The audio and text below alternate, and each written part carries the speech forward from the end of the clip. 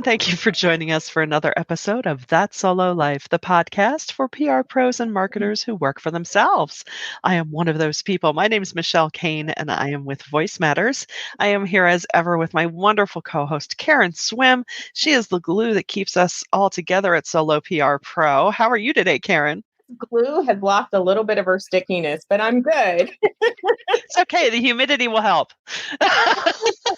Oh, good, Michelle. How are you I'm doing? doing all right. Doing all right. Full disclosure, I lost my furry office mate over the past weekend. So it's been a little slow going. But you know what? That's the beauty of being a solo. I can be kind to myself and truly be almost amazed by, all the outpouring. It's pretty special. So I don't have to worry about barks today, but that probably won't last long.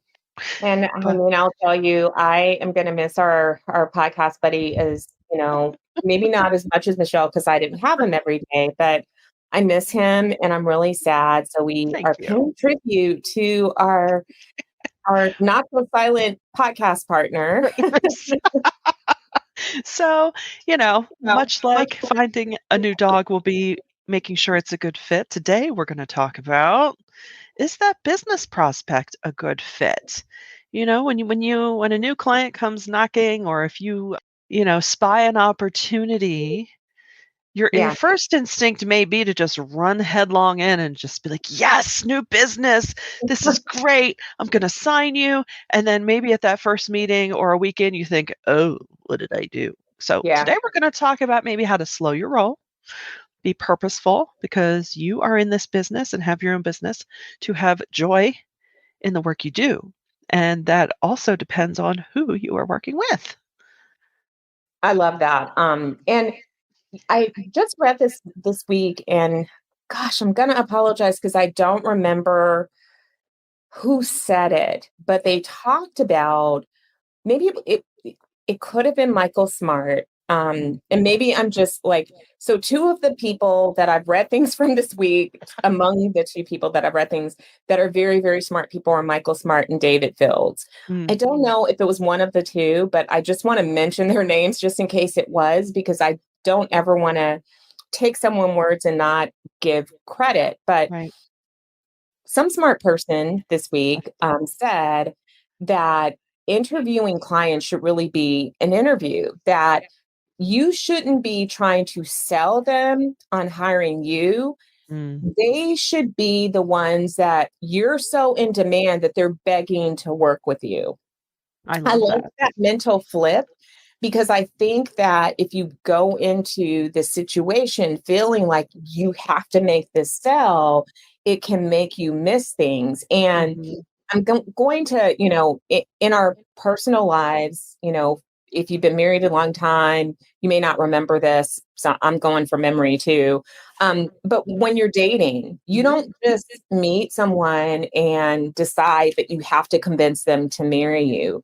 There is a process where you want to get to know them and make sure that it's a right fit. So you don't want to jump into a client relationship without really understanding, this may look good on paper and it may look good today, but will it look good a month from now, 3 months Right. from now, a year from now?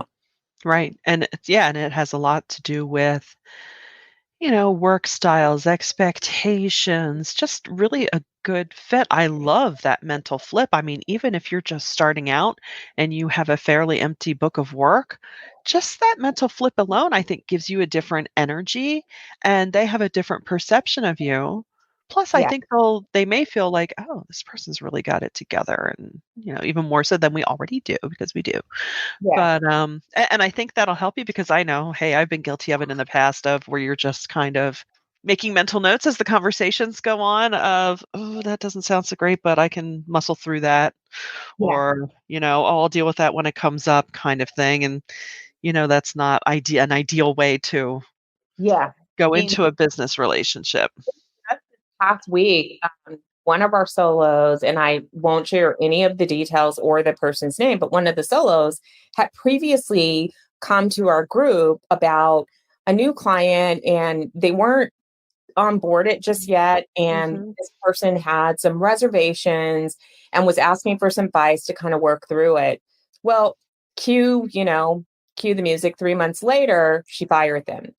Mhm. And, it's just a reminder that don't ever ignore that gut check. When Yeah, something feels off, maybe you can't put your finger on it.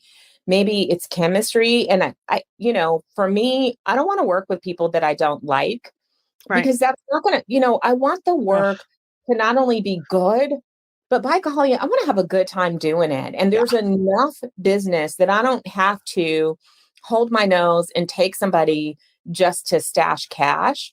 yeah, I'd rather not work like that. I'd rather work with people that, you know, are we're going to be a good fit and we're going to right, mesh and we're going to get on well. I think right. it makes it harder to get things done if you don't like the person. So Mhm, um, trust your gut. If there's mhm. something that's just, and maybe, sometimes it's just like that feeling that's like, I don't know what it is, but something's not right. Investigate it. If you feel more comfortable doing that, investigate it, validate it, get to the bottom of it, sit with it for a moment and think through, like, was it something they said? Was it something that I felt? Why did I get this particular feeling? And check it out. Mhm. Um, and I mean, we have a whole list of things that we'll share with you about questions that you can ask, but I think our gut instinct, we might tend to dismiss it, and it can be one of the most important things that we bring to that business development table. Yeah, and just, remember that, yeah, if you don't like who you're working with or if the way they work is just crazy making, not only is that gonna affect your work for them, it's gonna bleed into all of your other work. You're gonna start to dread doing any of your work because you're like, "Oh, I have to deal with that today. Ugh." Or that person, or I can't believe they, sent me a text at 4 a.m. or, something out of this world. And, you know, and it's interesting because to flip that around a little bit, sometimes you hear things about a business in an area and you're like, oh, that sounds like bad news. I'll stay away from them. And I had a conversation with an owner in the past few years, and they were actually quite lovely. And hearing their side of things, I thought, oh, what's the problem here? If people only knew blah blah blah blah blah, and but all the more reason to ask the right questions, give it time. Depending on the type of work you're doing, I know in our world, we do a lot of content marketing. I know that's what I do a lot of with my clients, where a great way for find a way. Let's say if you're on the fence, if you're not sure, you're thinking, this could be okay, but I'm not sure. And likewise, they not be, might be sure about you. In the content marketing world, you just say, okay, you know what? I'll get you set up with a plan, with a strategy, and you can decide whether or not at the end of this, we can decide whether or not we want to keep this going. Because that's a great way. It's not necessarily a trial. You're still delivering solid work product, but it gives both of you an out. Yeah, and I mean, Chip brought up a Yeah. great point, Yes, you is did. test it. Test the relationship, and I mean, that's a good Yeah. start for anybody. So, um, in my business, we sometimes will do like a 3-month project. Like, Yeah. let's start with a project. Let's do a 3-month project, and it has a super tight scope that with clearly articulated deliverables and goals. And that gives us an opportunity to kind of work through the relationship and Yeah. see if it really is a good fit for long-term strategy. Right. Now, in addition to like gut check and all of that stuff, let's get into some of the specifics that you should look for in your conversations that lead up, as you're in your business development process. Obviously, you want to know the type of work they do, and you want to ensure that it's something that really is in your wheelhouse of expertise. You don't ever want to take on things unless you are expanding your practice and you have expertise suited to that. You don't want to get in over your head right out of the gate. So we're assuming that from you can do the work, you can do the work, and you can succeed in the work, that's all covered. Right. It's funny that a lot of people don't make sure that that person can actually hire you. And that's Ah, from a organizational standpoint, but as well as from a financial standpoint. You yeah. don't want to waste a bunch of time. If somebody is talking to you and they've got a $2,000 budget, but they've got $15,000 dreams, just Yes. it's a waste of time for both of you. Yes. So you want to do some things to sort of, fill that out right in the beginning. I flat out ask. Like I'll Mhm. have a conversation with people because I find that conversations are fruitful for me. And, this just happened to me last week. I had a conversation with somebody that I knew going into the conversation I was not going to be able to take on as a client, but I still wanted to meet the person, talk with them, chat with them, offer a little bit of advice, and get to know them myself so that I could make some recommendations. And Mhm. it turned out to be one of my best conversations of the week. I'm so happy that I made this connection with this fantastic human being. Um, but flat out ask, Yeah. can you help us to understand like what budget range are you looking for? And the Right. reason that I ask, I'm really transparent. The reason that I ask is so that we really understand the scope of work that we're looking at. We don't Right. want to propose something that's much bigger than what you were thinking about in terms of budget. People will tell you. And if they have no idea, throw out numbers. Right. Pause for a little bit and let them think on it.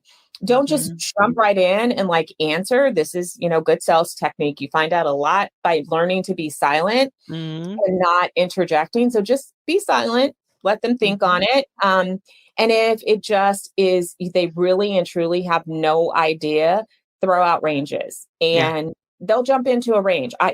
It really like works 99.2% of the time. Yeah. Yeah. I So found yeah, Sorry. go ahead. I mean, I found too, like you, it didn't take me long to start doing that straight away. Well, what is your budget? Because if you don't have the money for XYZ, there's no point in having the conversation pretending that you do. And then in times where, there have been many cases where they say what their budget is, and you know right away, well, what you want, you can't get with that. So let's just have a chat right now, either ruling myself in or out at that point, right? Thinking, yeah, I could still do that, or totally not interested. But like you said, let me spend 10 minutes saying, well, you know what? With that budget, I recommend you focus on this. And, maybe you can do some of that internally or, get through or here's what I recommend you do with those dollars. And it's fine. And like you say, it's fun to make new connections just for the sake of it because you Yeah. never know. You're always planting seeds and, really expanding people who say, "Oh yeah, I talked to her. She knows what she's doing." Which However, some I days that's want to, enough. yeah, and I want to stress that doesn't mean that you have to have every conversation either, because I Right. have my fair share of conversations because Yeah. it just is completely. So Yeah. again, I do believe in having an ROI on your time. And sometimes Yeah. that ROI is not financial. There's a different benefit. So as long as you've assessed it and you've assessed that it's worth a meeting, then by all means take it. I Yeah. love what Chip says about listening more than talking. When I worked in sales, one of the first lessons I learned is that we have two ears and one mouth for a reason, that you should always listen twice as much as you talk. And I completely agree with that. Because again, if you allow breathing space, Yeah. people will tell you what you need to know. They'll reveal so much information. And then you really understand how to position yourself. But here's the key too. We started out by saying that you should not be trying to sell yourself. You guys are awesome at your jobs. Mm. You are. You started a business because you are Yeah. an expert in your craft. You That's right. started a business because you knew that you could do it. You don't need them. They need you. So the client is trying to sell you. So that's why I have no qualms about like, I don't need your work.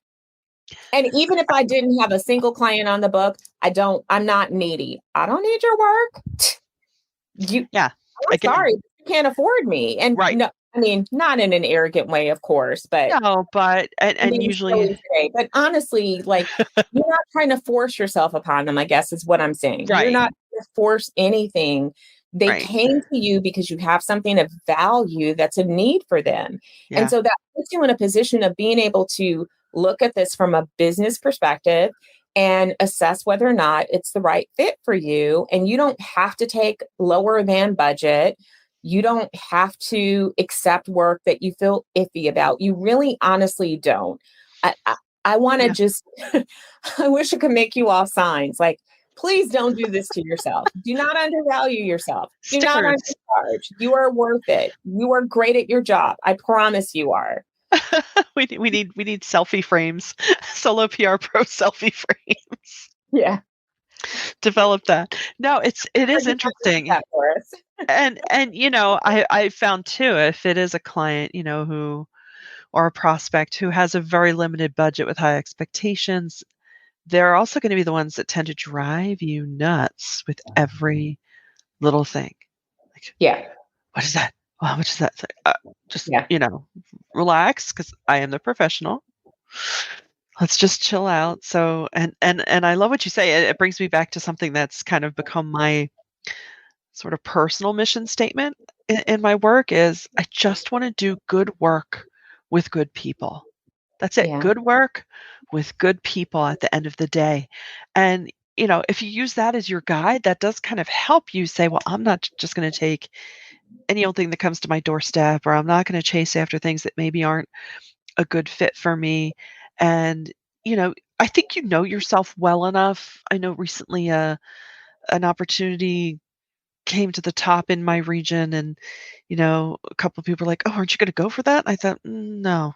You know, 5 years ago, maybe, yeah, I would have been so all over that, but I'm kind of past that kind of thing now, and no, and knowing, sometimes knowing yourself Yeah. and where your points of just disinterest might kick in, just because you can doesn't mean you should, Yeah. align with certain work and certain projects. So, you So know let's talk a little bit about the question. So mm, we've talked about budget. You yeah. do need to have some idea that they can afford you. Chip and I are going to have a debate either here or on his show one day about budget, because that'll be a good discussion for us We'll to have to have. have him back. We haven't had him back in a while. Yeah. So on one of our two platforms, Chip, it's on. We're going to fight about budget. And we're going to make it fun because, I have a feeling that he and I really don't have a difference of opinion. We just have a difference in semantics Approach. and approach. Approach, perhaps. Yes, he's So, giving us some good okay, comments here in the YouTube in our YouTube comments. yeah. So we are, you need to know about budget. You need to know about the organizational process. I think that's really important Yes. because Oy. that also plays into your own workflow. Yeah, When you have perfect example, if you do media relations, you know that when you're working earned media, you need somebody that's responsive and available. You need someone that understands that when you cultivated an opportunity to publish a quote and you got a couple of questions, that they really need to answer you not 3 days from now, yeah. Now. but on that day. Yeah. So you have to have an organizational structure that allows that, to take advantage of immediate opportunities as well as be available for those opportunities that have a little bit of a timeline. So if have a byline opportunity, they need to be able to turn things around within a week or two at the latest. Yeah. If you have an interview opportunity, they can't say, well, I'm available, 3 weeks from, tomorrow. That's not going to work. So I think Right. that's important to get worked out. But then Agree. also, even if you don't do earned media, that process of who is actually going to be, number one, your contact, who's going to be the person that is going to push things through the process. Well, you have to work through multiple layers to get things approved. Now, if that's your work style and that works for you, that's good. But if you're Right. somebody that is going to get frustrated by that, it's really important. So ask about the structure. Tell me about your systems and your processes and your workflow. You want to understand that. I think you want to understand cultural fit. Does the company's Totally. culture match your vision and values? Does it match how you like to work? Um, are you kind of a laid back person that really appreciates more conversational style and casual conversation, but this organization is super buttoned up and super corporate and not so personable? Is that going to work for you? Hmm. Some people can flow in both and it's not a problem, but it's about being real with yourself about these are the people that you're going to work with. So you need to understand that. What about meeting styles? Are they going to want to meet with you every week? do they want in-person meetings? Or if it's somebody that's in a different location, will they want you to fly in a few times a year? I mean, get all of that stuff out, in Yeah. the beginning. Yeah. And especially not to keep pointing back to budget, but you have to work that into what you're gonna be charging. It's a different thing to have a weekly call or report to file versus travel.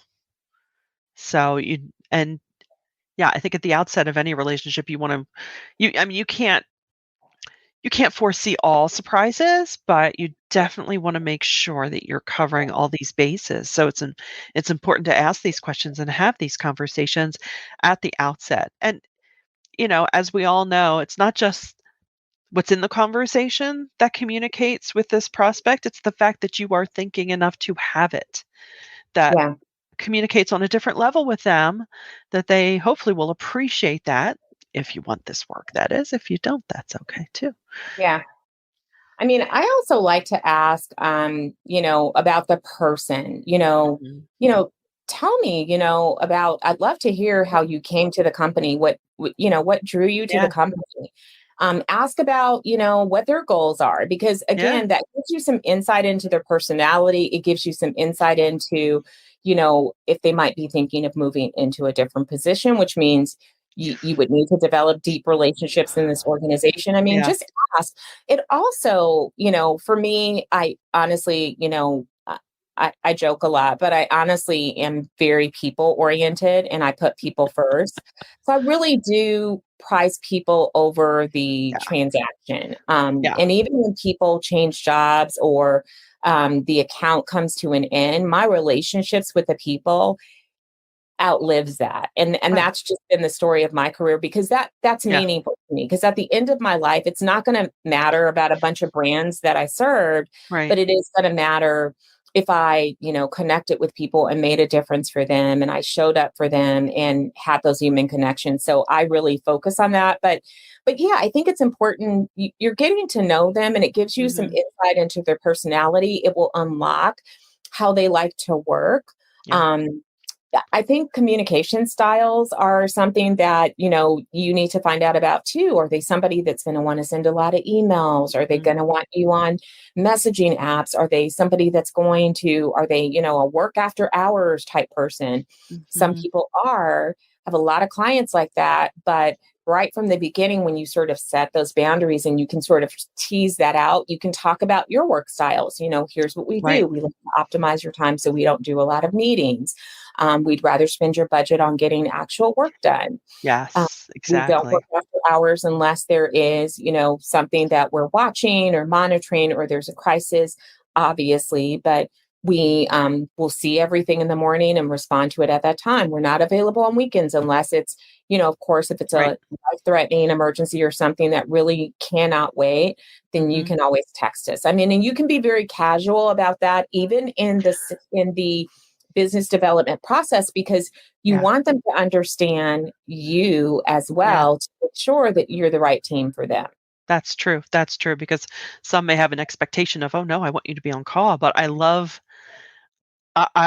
doing that, setting those expectations and guardrails at that time because it can feel casual. It won't feel like, "Well, I've signed you now, here are my rules," which can just communicate in a different way that's not so great, not so Yeah. conducive to building that relationship, which is so true.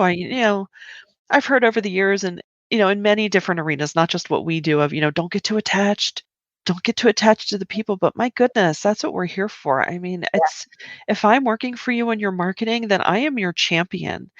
You know, it, so, if I see or hear something that it's beneficial for you to know, yeah, I'm gonna tell you. Just made me sound like I'm spying on everyone. I'm not. That's not the point. But it's just like, hey, in other words, I have your back. And that does fall within our realm of, protecting your brand and promoting your company or product or campaign. It's knowing that, yeah, okay, when we sign that agreement or contract, I'm on team company. I'm Yeah, I'm here with you. absolutely. And yeah, and like you say, it does come down to, okay, let's make sure we're gonna work well together because I might not be so Yeah. much if you make me crazy. I think it's also important to discuss why they're looking for a PR team. Mm. Like, Yes. What do you yeah, think you want? like, what drove the need? So this Yeah. is super important. Number one, you want to find out if there's a current team in place and they're parting ways. I Yeah. never disparage another PR agency ever, Right. because Right. in my 17 years, and many of you have many more of experience, more often than not, it's not the PR team, it's the client, it's the fit. And it's not to say that either person is bad, but something was Right. miscommunicated, or it wasn't the right fit. Expectations were higher than normal, but these are things that you can learn. I'm always a little hesitant to come in when there's a team in place. Yeah. And it's because we're loyal to one another. We're a community. And so I feel that. There have been times that, the team knew that they were parting ways, and, it was all above board. And I have really said, that makes me sad. It never feels good to Yeah. see a colleague, lose an account. So I don't feel good about that. But you want to get to the reasons. So if they don't have a PR team and they're hiring you, and somehow, it all goes down and they're all nice, but then on day one of the kickoff, they're hitting you with this big thing that they want done in a week, that could be problematic. A little bit. Just, That piece that you want to understand, like, the why is like, oh, well, we have this, data campaign and we need somebody to pitch it, or we wrote this op-ed and we want it to get placed. That's a red flag. yeah. Just so you all know, if you're new to this business, that's a red flag, because you don't want to start with a fire hose culture, Right. um, ever. I Never. promise you, it's just not fun. Did Oh, that by earlier. the way, Yeah. get me Like, on the Today Show right away. there you go. You don't want any surprises. You really want to understand, what's the motivation? Is something broken? Is this because they have something big coming up? And even if they can't disclose, you can at least then start to say, okay, I understand. So you Yeah. have something big and you want PR support. Is that 6 months into the future? Is it, when is that Yeah. happening? And because you don't want to promise some heavy lift that is going to make the start of the account No. chaotic. And you want to make sure that they understand that part of PR is planning. You got Yeah. to research and you got to plan. You're not going to implement until you do the R and the P. So, Just saying. We're yeah, we're we're good, but we're not magicians. some people think we are. Yeah, like, yeah. You just do the thing with the things with those things. Yeah, No, it's not it how sounds this like in the family works. describing my job. She does the Yeah. things, the things. You do those things. Like what is that? Yeah. Yeah. Oh, But no, it's just so important to make sure that you touch, all of these bases as you have a conversation with a prospect. And, eh, you want to continue to love the work that you do, and you want to continue to be fulfilled by it and propelled by it.